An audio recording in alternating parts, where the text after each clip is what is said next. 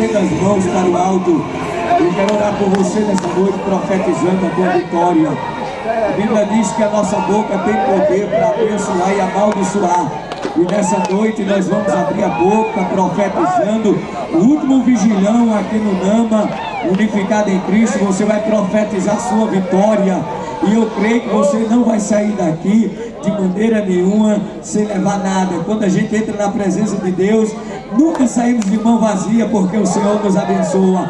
E acredita nisso, levanta a mão, abre a boca e dê glória.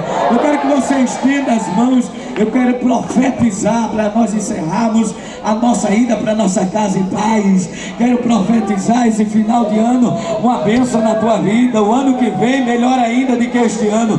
Quem acredita pode dar glória a Ele, que Ele merece, Ele tem, Ele é mais do que vencedor. Nós somos mais do que vencedor na presença do Senhor, amém? Então estenda suas mãos que eu quero profetizar junto comigo. Você vai profetizar a tua vitória, da tua família, da tua casa, do teu irmão que está do lado. E eu creio que nessa noite nós vamos sair daqui cheio da presença de Deus, amém?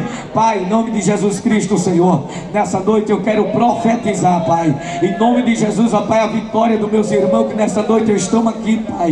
Eles vieram buscar, Pai, essa madrugada porque crê no milagre. Vieram buscar aqui nessa noite porque querem sentir a tua presença. Vieram buscar nessa noite, Pai, porque quer algo da tua parte. Então nessa noite, Deus, eu profetizo aqui um milagre, a bênção, a vitória, que fez final de ano, Pai, tu venha sustentar, que tu venha, meu Pai, entrar com providência em suas causas, que o Senhor venha encher da tua presença, que o Senhor venha, Pai, entrar com providência na causa das suas famílias.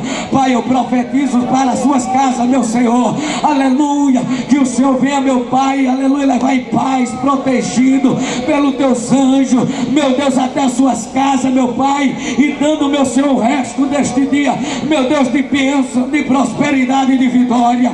Quem crê na vitória, abra a boca e adore a Ele, porque o Senhor é bom e a sua misericórdia dura de geração em geração.